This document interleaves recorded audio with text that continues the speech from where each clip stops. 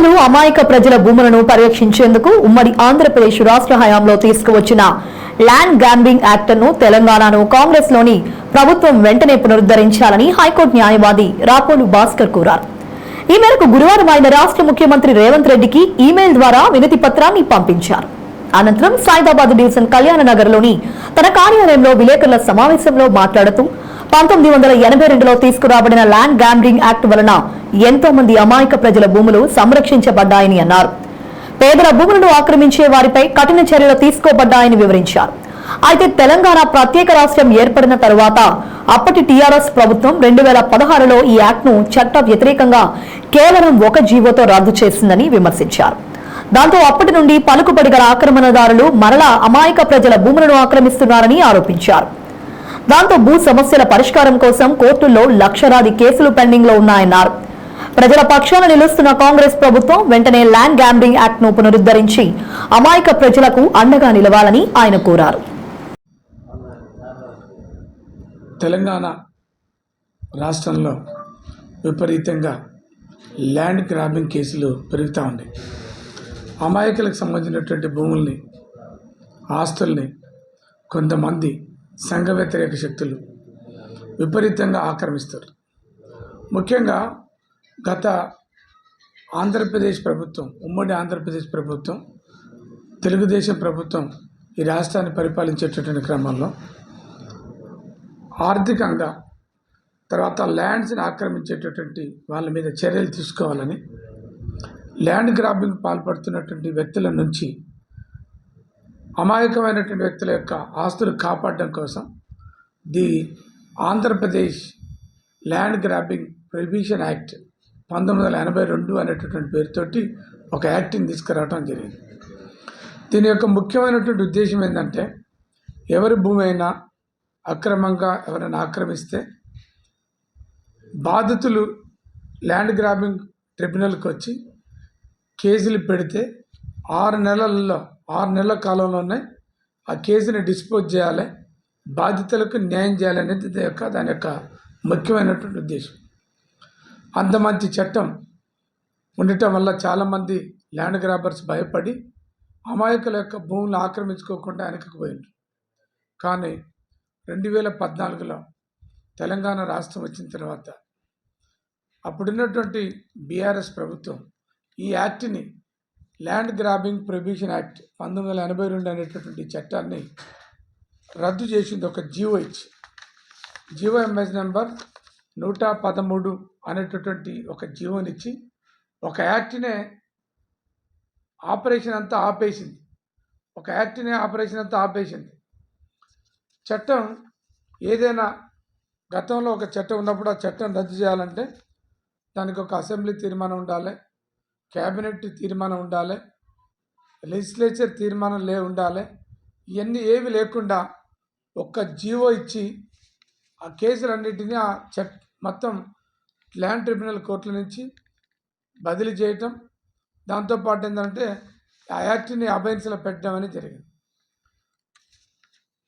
చట్టం ఏం చెప్తా ఉందంటే, ఏదైనా ఒక చట్టాన్ని క్యాబినెట్ ఆమోదించినప్పుడు, ఒక చట్టం రాష్ట్ర ప్రభుత్వం చట్టాన్ని చేసినప్పుడు ఆ చట్టాన్ని ఇంకో రాష్ట్ర ప్రభుత్వం కానీ అదే రాష్ట్ర ప్రభుత్వం కానీ రద్దు చేయాలంటే రిపీల్ యాక్ట్ అనేటువంటిది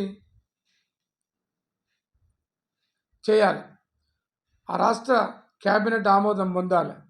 క్యాబినెట్ ఆమోదం లేదు, రెజల్యూషన్ పాస్ చేయలేదు, రిపీల్ యాక్ట్ పాస్ చేయలేదు, కేవలం ఒక జీవో ఇచ్చి, ఒక పనికిరాని జీవోనిచ్చి అంతమంది, కొన్ని లక్షల మంది ప్రజలకు ఉపయోగపడేటటువంటి ల్యాండ్ గ్రాబింగ్ యాక్ట్ని అబైన్స్లో పెట్టడం అనేది జరిగింది. దానికి గల కారణం ఏంటంటే, గతంలో ఉండేటటువంటి బీఆర్ఎస్ నాయకులు విపరీతంగా ల్యాండ్ గ్రాబింగ్లకు పాల్పడ్డరు. వాళ్ళ మీద కేసులు నమోదవుతాయని, వాళ్ళ కాడ ఉండేటటువంటి ఆస్తులు మళ్ళీ తిరిగి బాధితులకు ఇవ్వాల్సి వస్తుంది అనేటటువంటి కోణంలో దీన్ని రద్దు చేసిరు అనేది పెద్ద ఎత్తున ప్రచారం జరిగింది. కొత్తగా వచ్చినటువంటి ముఖ్యమంత్రి రేవంత్ రెడ్డి గారిని నేను కోరేది ఏంటంటే, ఒక న్యాయవాదిగా అర్జెంటుగా ఈ ల్యాండ్ గ్రాబింగ్ యాక్ట్ 1982 అబైన్స్లో ఉన్నటువంటి ఈ చట్టాన్ని ఇమ్మీడియట్గా రీఓపెన్ చేయించాలి. దీన్ని ఆపమని తీసినటువంటి జీవో ఎంఎస్ నెంబర్ 113ని వెంటనే రద్దు చేయాలి.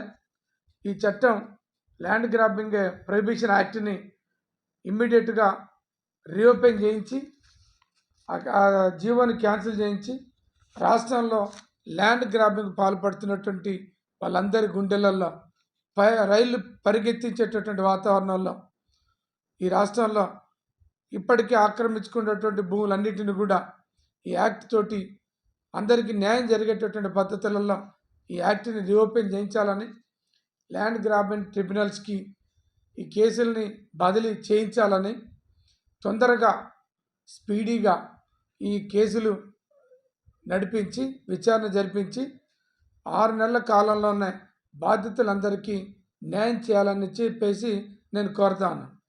ల్యాండ్ గ్రాబింగ్ యాక్ట్లో ఉండేటటువంటి ఒక పెద్ద మంచి ఉపయోగకరమైనటువంటి అంశం ఏంటంటే, ల్యాండ్ గ్రాబింగ్ పాల్పడేటువంటి వ్యక్తుల మీద చర్యలు తీసుకుంటారు, కేసులు పెడతారు, వాళ్ళ నుంచి భూమిని లాక్కొని తిరిగి బాధితులకు ఇస్తారు. ఇదంతా కేవలం 6 నెలల కాలంలో మాత్రమే జరిగేటటువంటి అంశం. సంవత్సరాల కొద్దీ వెయిట్ చేయాల్సినటువంటి పరిస్థితి లేదు. తర్వాత లక్షల కొద్దీ కోర్టు ఫీజులు కట్టేటటువంటి పరిస్థితి లేదు. కేవలం 15,000 రూపాయల కోర్టు ఫీజు తోటి ల్యాండ్ గ్రాబింగ్ కేసు వేయచ్చు. దీన్ని 6 నెలల కాలంలోనే ఆ కేసు కోర్టు ట్రిబ్యునల్ డిస్పోజ్ చేస్తుంది, న్యాయం జరుగుద్ది. చాలామంది ఒక ల్యాండ్ గ్రాబింగ్ కేసు ఇతర కోర్టుల్లో డిస్పోజ్ కావాలంటే మినిమం 5 ఏళ్ళు, మ్యాక్సిమం 10 సంవత్సరాలు పడుతున్నటువంటి పరిస్థితి.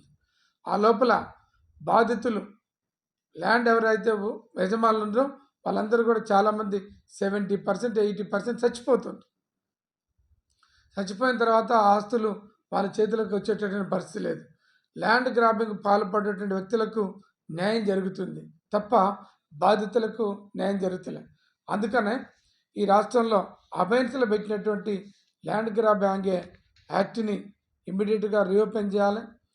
తొందరగా బాధితులందరికీ న్యాయం జరిగేటట్టుగా యాక్షన్ తీసుకోవాలని, తెలంగాణ రాష్ట్ర ప్రజల్ని కాపాడాలని చెప్పేసి కోరుతున్నాం. యాక్ట్ ఒక స్టేట్ గవర్నమెంట్ ఒక యాక్ట్ని చేసేటటువంటి అధికారం రాష్ట్ర ప్రభుత్వానికి. Prohibition of land grabbing act అనేది రాష్ట్ర ప్రభుత్వం తీసుకొచ్చింది. ఆ తర్వాత దాన్ని రద్దు చేయాలంటే రాష్ట్ర క్యాబినెట్ ఆమోదం కావాలి. రాష్ట్ర క్యాబినెట్ ఆమోదం పొందిన తర్వాత రిపీల్ ది యాక్ట్ అని ఇంకొక చట్టం చేయాలి. అట్లా చట్టం చేసినప్పుడు మాత్రమే ఆ చట్టం రద్దు చేసినట్టుగా పరిగణించబడుతుంది. Repeal act